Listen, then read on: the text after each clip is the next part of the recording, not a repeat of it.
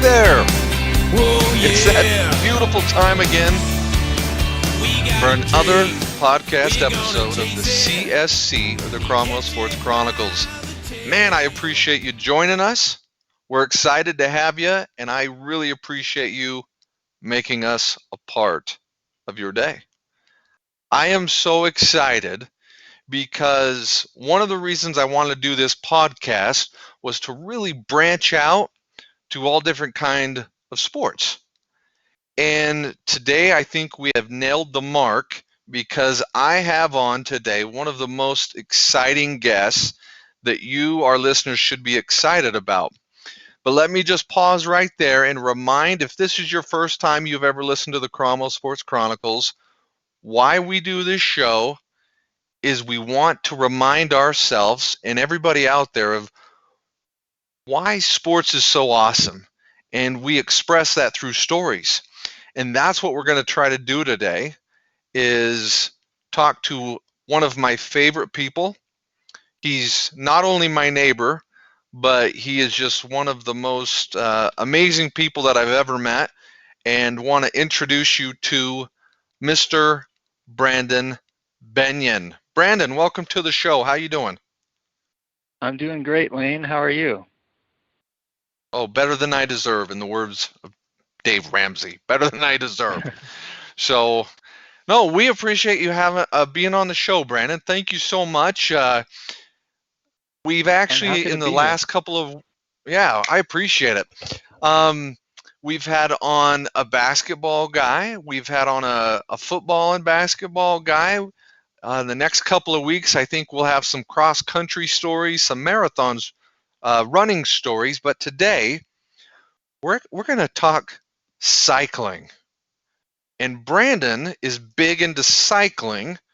And Brandon, tell them what is it about cycling that just motivated you to kind of get deeper into the sport? Well, riding bikes, I think we can all relate to that feeling when we're kids and we first learn to ride a bike, and we just get that new sense of freedom and independence where we can go where we want to go. And that's just a feeling that I still love. And just being able to travel around to beautiful places in this beautiful state we live in, and just get there by my own power. That experience of getting there is just something that I really love. That is so interesting. And Brandon, I think you and I talked about this a little bit, but have you had a chance to watch the Lance Armstrong 30 for 30 shows? I have not had a chance to watch it yet, but it's on my list of, it just seems interesting. I definitely will be checking it out, but I haven't yet. That is awesome. It's funny that you say you loved riding bikes to kind of get out and go places and kind of do your own thing. I believe that is one of the exact phrases when I watched it, that Lance Armstrong liked riding bikes. He just wanted to be able to take his bike and go. That is so interesting to me that you guys use the same thing. Well, for our listeners, Brandon, just tell us a little bit, where did you grow up? What were some of your first experiences in cycling? And maybe those two don't necessarily go together, but what were some of your first experiences with cycling? Like, how old were you, and what kind of, I don't know, initially got you into cycling? Sure, yeah. So I grew up in Utah County in Pleasant Grove, and like most little kids, I got my first bike when I was something like 5 years old or so, and learning to ride that when the training wheels come off, and just that feeling of independence and being able to go wherever I wanted to go really was, I just loved it. And riding bikes was a big part of my life as a young child, up until probably middle school or so.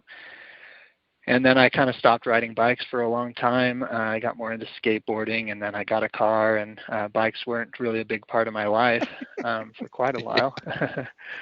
And then but I had always been interested and fascinated by endurance. And I wasn't a particularly athletic child. I was always kind of the chubby kid. And I remember watching on TV every now and then there would be a broadcast of the Ironman World Championships. And it just blew my mind that people would push their physical limits to that point where they're literally crawling across the finish line. And I had just always been fascinated by people who are willing to voluntarily push themselves to that limit and, come out the other side. And fast forward to my college days, and a good friend of mine had a bicycle that he used for commuting. And one time he had a trip planned from Utah County to Moab with some friends, and he had a few extra days off work. So he told him, I'm going to leave early. I'll just ride my bike there and I'll meet you guys down there.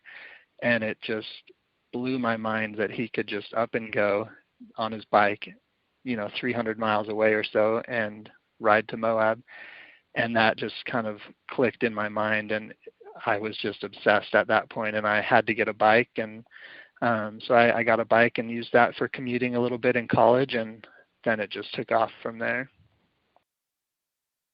Holy cow. Now, for anybody that doesn't live in Utah, Pleasant Grove is just north of Provo, Utah, where Brigham Young University is, or about 40 miles south of Salt Lake City. So that is really, really interesting. And I was going to say, most people kind of know somebody or are acquainted with somebody that kind of gets the sports addiction going a little bit. That's what I think I'm hearing from you. Is this guy, did you say he was a roommate, or he was just a friend of somebody that kind of blew you away a little bit on this trip to Moab that he took? Yeah, we were close friends. We spent a lot of time rock climbing together just after high school, and just one of my best friends. And he was always the guy that just kind of was up for any adventure at any time. And he just decided on a whim that he was going to ride his bike 300 miles to Moab, Utah, and where Arches and Canyonlands and these big national parks are. And with no training or really no preparation, he just had the gumption to get up and start riding, and it just really intrigued me, and I caught the bug after that. Oh my goodness, that is absolutely fantastic. Holy cow.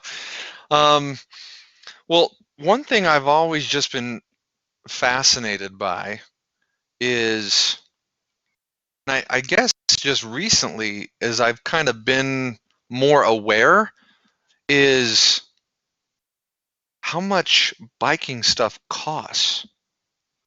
It's not cheap. Am I correct in saying something? If you want something nice, it's going to be kind of costly. Does that sound right? It can get pretty expensive. Yeah, I know people who ride bicycles that cost more than the cars I drive, but it doesn't have to be that expensive. Holy smokes. Now, if you're comfortable, you can answer this, but what would you say your biggest purchase has ever been when it comes to cycling? Has it been a bike, or is it there's something else that we're not aware? No, the bicycle. Yeah, so I've owned a few bicycles in my day.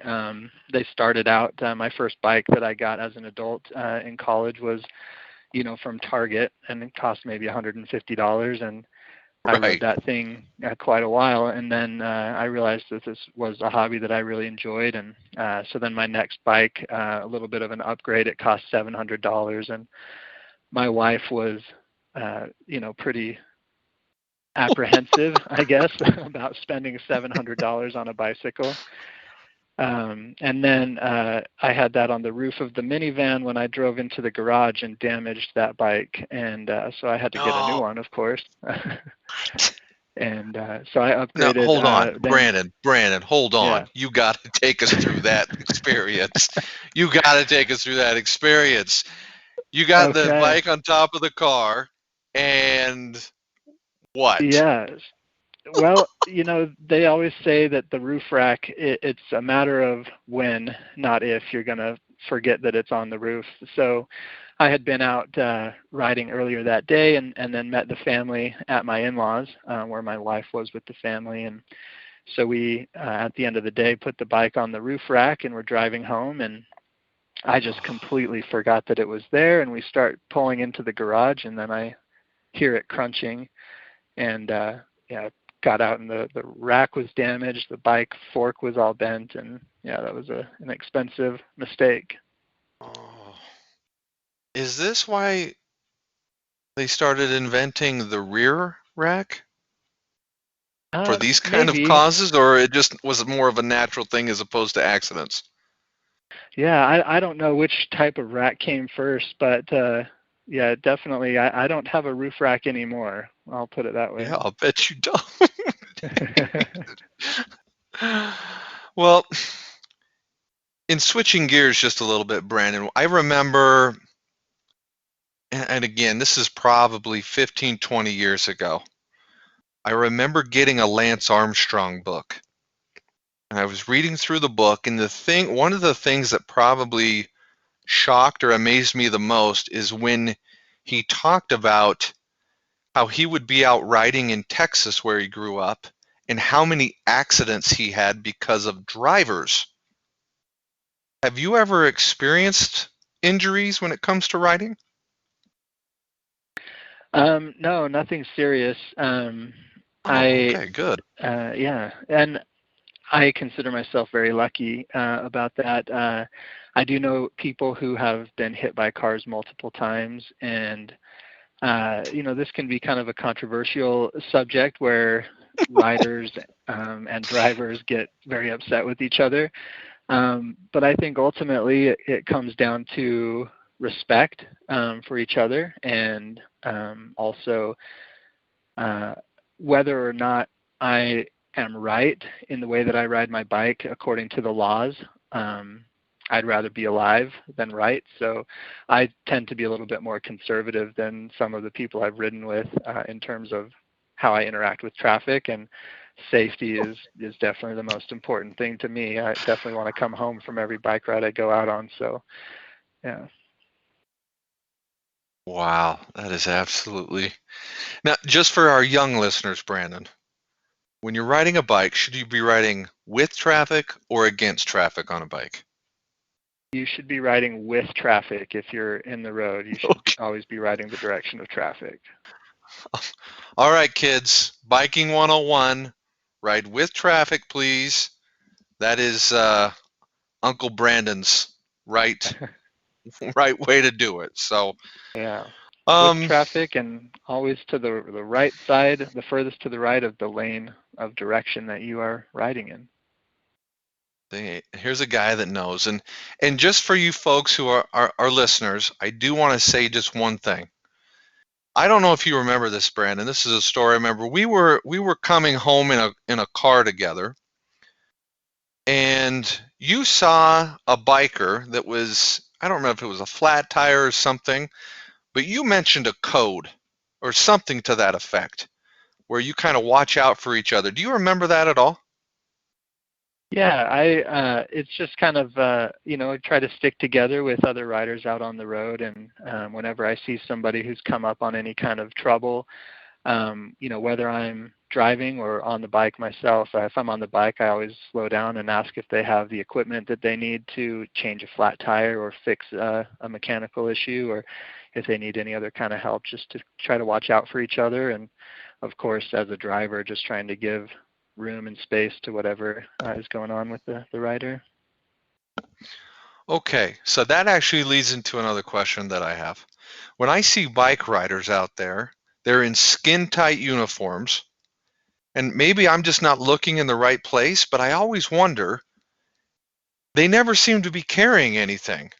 But what happens if you get a flat tire? Where's the repair stuff that you're referencing? Am I missing something? Where do you So have the usually, repair stuff? yeah, usually we'll carry a small bag underneath our seat, called the saddle bag, Oh, and we keep, a spare tube, a patch kit. Riders will either have some kind of hand pump or CO2 cartridges to reinflate their tire, just some small tools and things that we carry. okay. Again, folks, I appreciate it because I am, what's the word? It's not novice. It's not even amateur. It's beginning, major beginner when it comes to biking. So I appreciate the lesson. Brant, you mentioned you live here. We live here in Utah. I have a question. What would you consider more meaningful to you? I really think the Tour of Utah race has taken off. To me, it's a fantastic race. But would you say the Tour of Utah has more meaning to you because you live close to it and you have access to it? Or would you say you're still in the camp of kind of the Tour de France is kind of the big baby and that gets more of your attention when that comes around? What camp would you be in there? Yeah, that's a great question. The tour it's iconic. It's a spectacle. I look forward to it every year. I love to watch it on TV and get as much coverage as I can. But I would say that the Tour of Utah is probably a little bit more meaningful for me. I've followed it ever since I got back into cycling as an adult and started following professional racing. And I've been to stages of the Tour of Utah multiple times. I've been able to interact directly with riders who have been in the Olympics earlier that year or raced the Tour de France earlier that year. I've got pictures and autographs of riders like that, and just the level of engagement and interaction that you can have with the riders is awesome. And it's in my home state. I also love just being able to ride the same routes that these pros ride, and you really be able to kind of understand and feel the same type of terrain and location that they're riding in. That is interesting. I think a lot of people who have never been, like myself, to like a bicycle or a tour like that, a bicycle race, they would sit there and go, I'm going to sit in a spot for 4 hours, and then I'm going to have about 60 seconds to 2 minutes of whizzing by, and then it's over. But what I'm hearing from you is that's not the experience at all. Yeah, I learned early on that standing on the side of a flat road or even downhill was not the place to watch the race because it goes by in such a blur. But when I go to watch, I always try to go to the start of the race where the riders get there early and they are kind of out mingling around and warming up and interacting with fans. And then I always try to go find a place on the course that is uphill where the riders are going a little bit slower, and you can watch them ride by at a little bit slower pace and kind of see them a little bit better. Telling you folks, did you guys hear that? Because Brandon just dropped something. It's called knowledge. Check into it. Oh my gosh, that's brilliant. Get to the start before, 3-4 hours before, and then get on a place uphill so it doesn't go by as fast. That makes great sense. Perfect. Uh-oh. You know what time it is, Brandon? I don't know what time it is. It's time for America's favorite game. Do you know? Oh, how exciting. Do you know? Brandon, who is your favorite rider? My favorite rider is an Australian rider by the name of Lachlan Morton. Wow, okay. Well, on America's favorite game show, Do You Know, we ask you questions to see just what you know about your favorite team, favorite person in this case. So we're gonna throw you maybe a couple of softballs, but then we're gonna ask you a couple of tough questions about it's pronounced Lachlan Morton, correct? That's right, yep. Okay. Well, here's the softballs. What team does Lachlan Morton currently ride for? Current team is EF Education First. Now, you actually told me that, but what is it about them that he rides for them, or do they do something in specific that kind of attracts you to the team as well? So that team, it's gone under a few different names over the years, but that was the team that I started following initially about a decade ago. They're an American team with a lot of American riders, and they've always been kind of the underdog, but they've just had a lot of really cool riders that are fun to watch, and they're just very entertaining. Wow. Well, you got it right, obviously. Fantastic. The second one, it sounds like you already know this as well. Where is Lachlan originally from? He's from Port Macquarie, Australia. Oh man, this guy's just dropping knowledge left and right. Okay, Mr. Benyon, we're going to take it up a notch. In 2016, Lachlan Morton won 2 races. Can you name them? 2016, I believe he won the Tour of the Gila in New Mexico and the Tour of Utah. And I was actually at that race a couple of stages and was able to get a picture with Lachlan Morton in that same year that he won. What? I thought I'd get you on the Tour of, is it pronounced Gia or Gia? Gila, yeah. Gila. That's in New Mexico. Mhm.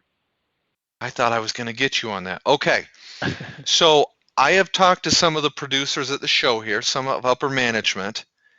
This next question, if you get it right, we're buying you a new bike of your choice. How exciting. Okay? So, based upon, you familiar with the app Strava? Yes. Okay. For those who don't know, Strava is an app. It basically records your performance, your athletic performance, specifically on bikes. Tells you how far you've gone, these kind of things. Does that sound right? That's right, yeah. Okay. So within a 500-mile difference, how many miles has Lachlan Morton accounted for on the Strava app? In his lifetime or just this year? Lifetime. On the Strava app. Ooh. And if I hear you punching numbers, you're going to get disqualified. Don't hit keyboard stuff, Brandon. Don't. Oh, I will refrain. You can trust my integrity here. Sure. I would guess, I don't know how long he's been using Strava, but I would estimate he probably rides something like 20,000 miles a year. So I'm going to throw out, he's ridden 150,250 miles. Okay. So maybe we set you up a little bit here. I'm looking at the app right now, and it says all-time distance is 96,000 kilometers, which equals about 60,000 miles. Oh, okay. I was a little off. But he actually has, in 2020 so far, he's ridden 19,000 kilometers. So Yeah, he's had a big year so far. He's done some cool things. Yeah, I'm really excited. I really don't know if we had it in the budget for a new bike, so I'd be lying if I said we weren't trying to throw you off an impossible question. That's okay. I just got a new bike, so I'm all right. Oh, well, wonderful. Wonderful. So, well, we appreciate you playing. Thanks for playing the game. I think That was fun. that was 3 out of 4. That's probably the best I've ever seen. So, Oh, nice. standing applause for Mr. Benyon, or in the words of Donald Trump, you're welcome. Totally fantastic. So, I did mention earlier, I recently watched, and for anybody out there who is into cycling or into drama, you really need to watch this Lance Armstrong 30 for 30. But I want to ask Brandon, what were some of your thoughts about the cheating scandals back in that time frame that came to light? Did that affect you in any way, shape, or form about cycling? It kind of did a little bit. So I started following professional cycling around 2009 or so when Lance was attempting to make his comeback. And, at that time, there had been a lot of doping scandals that had come out. And so it was not a surprise to me that that doping existed. I kind of, I was aware of it. And I was always a little bit skeptical of Lance just because of how dominant he had been in the sport. And I think that's something that is probably the most sad about the the doping scandals, is just that whenever there is an amazing performance, there's always a question, was that a clean performance? Is that a clean rider? So it's kind of tarnished, even now, where I think cycling is a lot cleaner now, but still there's always a question, if that performance was clean. But I admired Lance. I was inspired by Lance, as I think a lot of people were, both from his cycling performance, but also with his cancer. He had cancer and he beat that, and he inspired a lot of other cancer patients and did a lot for cancer research, raising money. And so I was really inspired by him, but the fact that he lied about it for so long and did so many dirty things to try to protect his secrets, destroying people's careers and lives, really, I think is just completely disgraceful, even worse than the fact that he took drugs to achieve what he achieved. Oh my gosh, I am telling you, this is just hitting the tip of the iceberg. Brandon, folks, listener, you gotta watch this show. This is one of the few shows I remember watching it with my wife where we would just stop and have a 20-minute discussion about the show itself, because I'm with you, Brandon. I totally look at that and it's this thing inside of me where I just go, it's the moral dilemma of he's helping cancer patients, but he's cheating and he's lying about it. Yeah, and I think one thing that I've just been so confused about, how he would just flat out lie for so long, deny that he doped, and he had these opportunities to come clean, to confess, and take a short ban from the sport. I think as short as 6 months or maybe as long as 2 years, and he kept denying it over and over again that he didn't dope. And then it got to the point that, his back was against the wall and there were all these investigations, and he finally decided to admit it at that point.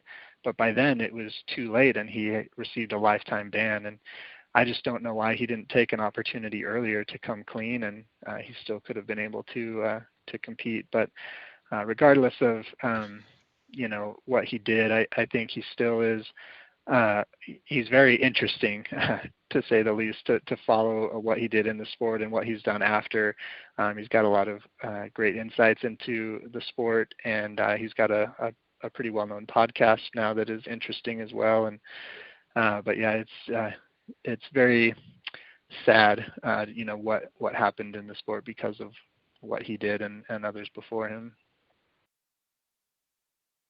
So I'm going to ask you a tough question here, but it really goes back to what I actually found on that particular show, was how the racers, almost everybody from, Floyd Landis, George Hincapie, all of them admitted to basically say, yeah, we used, and it almost seemed like as racers, it was like there was always this, we're ahead of the game a little bit when it comes to catching cheaters.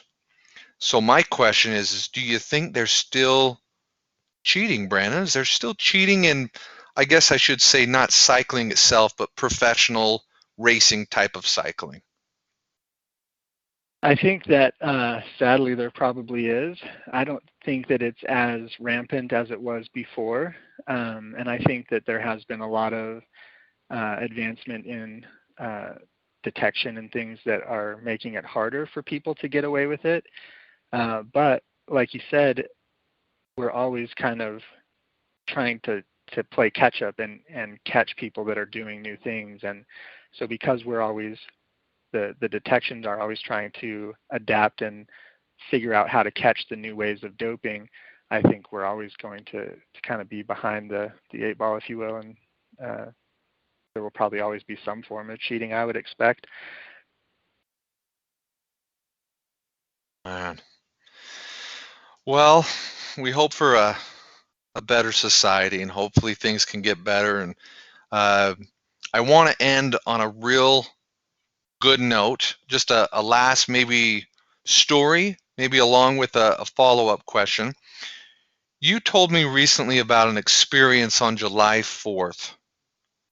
Tell our listeners a little bit about what you do on July 4th and some of the cool things that are a part of at least what I remember you telling me about cycling that you're involved in.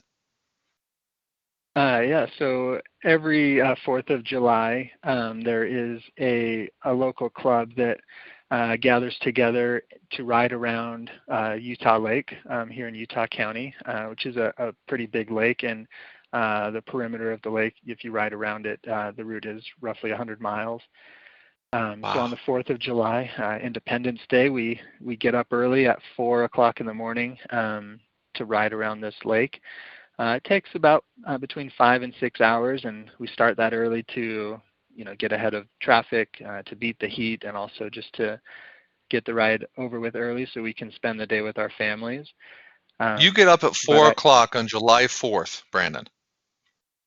A little earlier than that, just to get prepped. So we start riding at 4. Yeah. Holy cow!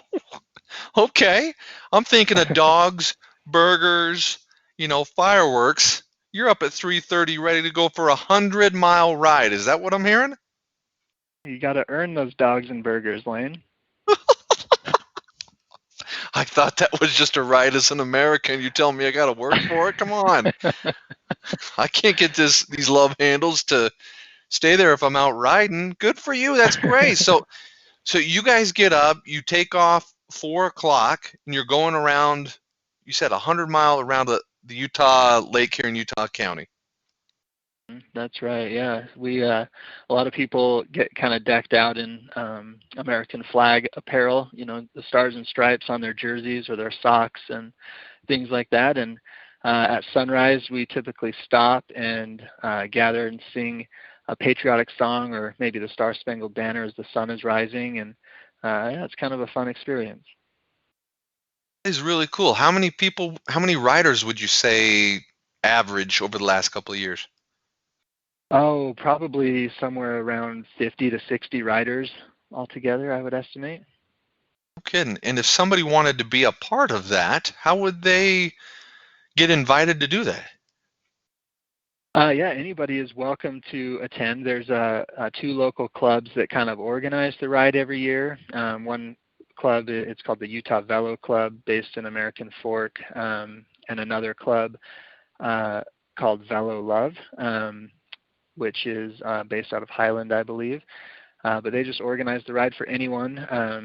There's no cost to participate. You just show up and ride with the group, or ride by yourself if you want.